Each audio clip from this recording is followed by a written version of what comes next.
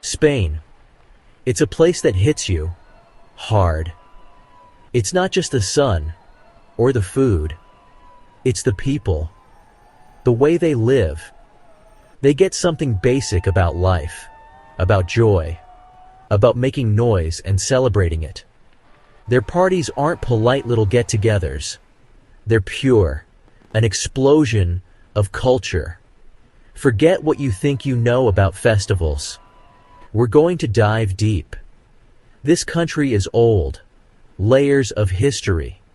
You feel it in the stones of the old streets. You taste it in the wine, strong and honest. And you see it in their celebrations. These traditions run deep. They're in their blood. They're passed down from parents to kids. Every festival tells a story. The story of a town, its people, its spirit. And often, a story of beautiful, glorious chaos. Think color. Bright color that screams. Think noise. Music. Shouts. Fireworks. Laughter. This is an experience for your whole body. It grabs you. It shakes you. Spain doesn't do things halfway. When they celebrate, the whole world knows it. You've never seen anything like it. Buñol, a small town, quiet most of the year, but on the last Wednesday of August, it turns into something else. The air crackles. You can taste the excitement. People come from all over, thousands of them, packed into narrow streets, waiting. For what? For tomatoes. Piles of them. This is La Tomatina, the world's biggest food fight. Sounds crazy, and it is. Beautifully, wonderfully crazy.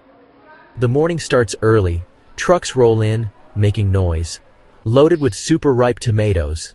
Red gold. The crowd is buzzing. There's music. There's dancing. A nervous energy. People climb greasy poles to get a ham. Yep, a ham. It's part of the ritual, the signal. When they grab the ham, the chaos begins. Or, if no one gets it by a certain time, the water cannons fire. That's the starting gun. The first tomato flies, then another, and another. Suddenly, the air is full of them. Red pulp everywhere. It's a strange kind of war. No enemies, just targets. Everyone's a target. Everyone's a fighter. It's pure, simple fun. The cannons fire again. That means time's up. And just like that, the battle is over. Is it quiet? Not completely. But they stop throwing. People are standing, dripping, smiling, tired out, covered in a thick layer of tomato.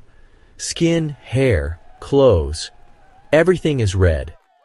The streets are ankle deep in a red, mushy soup. It looks like a scene from a strange, happy movie. A beautiful mess.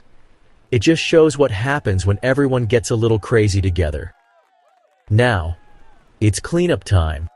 The fire trucks arrive. They hose down the streets. They hose down the people too. The red river slowly disappears, showing the town underneath. Neighbors come out with hoses too, helping to clean up. Everyone pitches in, just like with the fight. The smell of tomatoes hangs in the air. A sweet and tangy smell. A reminder of the crazy hour that just went by.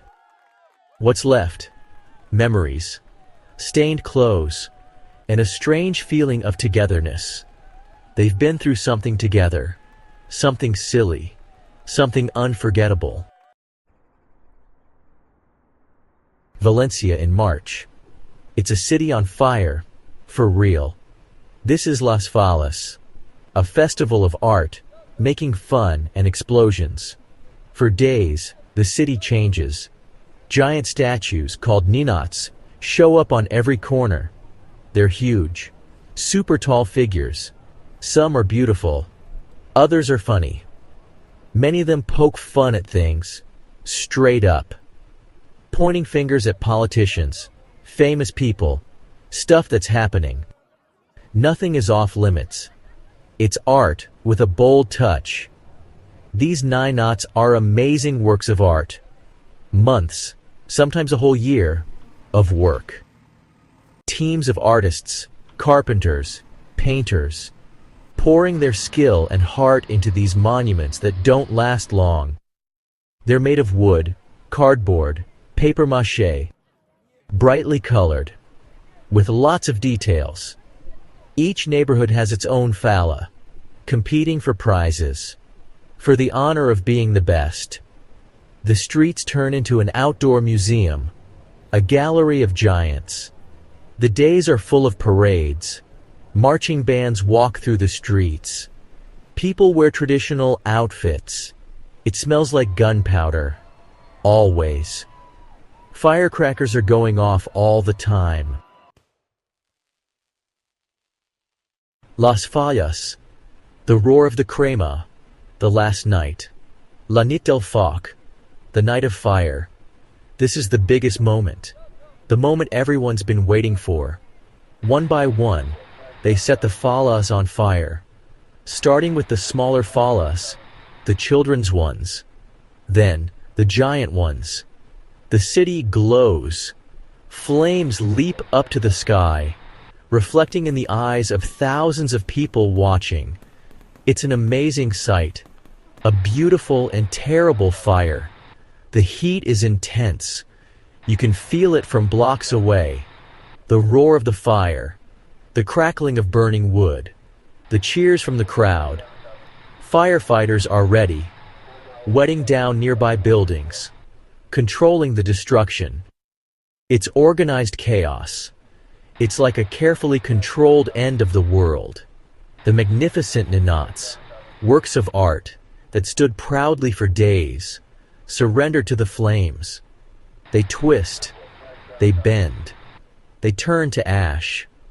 There's a sadness to it, watching something so beautiful disappear, but also a feeling of release, of starting over. Fire cleanses. It makes room for the new.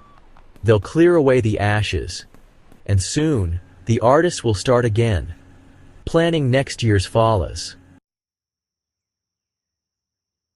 The Basque spirit, a world of its own.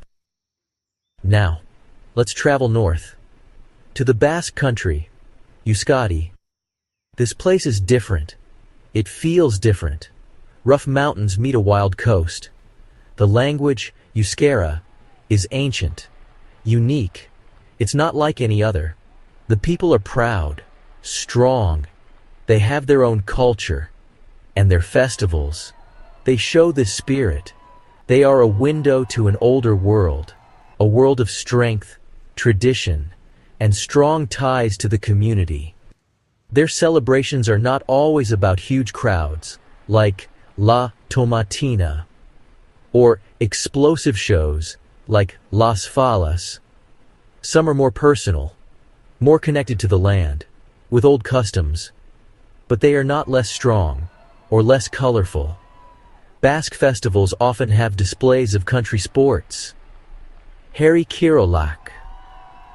They are tests of strength, of endurance. They came from the daily work of farmers and fishermen, turned into ritual, into competition. Imagine men lifting super heavy stones, or chopping thick logs with amazing speed and skill. These are not just games. They are a show of skill, a connection to the past, to the land. There's a seriousness to this. Basque traditions. Strength, skill, and celebration.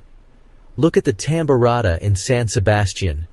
On January 20th, the city just burst with sound. No tomatoes, no fire, just drums. Thousands of people. They're dressed like cooks and soldiers, marching, playing the drums. For 24 hours in a row, the beat just keeps going. It fills up every street, every town square. It's to honor the city's special saint, and it's a party for who they are. The sound of the drums is so catchy, it gets right into your bones. Then you have the Aescularis, the wood choppers, two guys, giant logs, sharp axes. It's a race against the clock, and against each other. The sound of the axe hitting the wood chips flying everywhere, the sweat. How hard they're concentrating. It's really cool to watch. This isn't just about being super strong. It's about skill. It's about planning. It's a show of real human power, and a lot of respect for a very old kind of work. The crowd cheers with every swing of the axe. And then there are the stone lifters, Hariasotsiles, men, and sometimes women, lifting these giant, funny-shaped stones up to their shoulders. Stones that weigh hundreds of pounds. It's a really simple show of strength. More than just a show. The heart of Spain. So what's the deal with these Spanish festivals? The tomatoes, the fire, the tests of strength. They're all so different, but they share something in common, a certain spirit. It's more than just having a good time. Although, there's a lot of that. It's about community, about coming together, sharing an experience, a moment of craziness all together, or of wonder all together. These festivals are a release, a way to break from the everyday, to express emotions, joy, teasing, respect, even a little bit of danger. They're a very important part of society. They connect people with each other, with their town, with their history. In a world that's getting more and more the same everywhere, these traditions stand out. They're very local, very real, and that's what makes them so strong. The chaos you see, it's not for nothing. It has a reason, a meaning. Whether it's the fun mess of La Tomatina, or the controlled destruction of Las Fallas, or the ritual-like challenges of the Basque sports. Why these festivals stay with you. You might leave Spain, but these festivals, they don't leave you. They stick with you. They become part of your story, an example of what it means to really celebrate. You'll remember the smell of the tomatoes, the heat of the fire, the sound of 1,000 drums, the cheer of the crowd. These aren't experiences where you just sit back and watch. You don't just look, you live them. Even if it's just for a little while, what you take with you is more than just photos or memories from your trip. It's a feeling, a sense of connection with a place, with its people, with a different way of seeing the world, a world where art is made to be burned, where food is for fighting, where old traditions are alive and kicking. It's a reminder that life is meant to be lived, with noise, with passion, with others. These aren't just things to see in a tourist guide. They are the heart and soul of Spain. They are complex. They have many layers. Sometimes, they seem to go against each other. Just like life.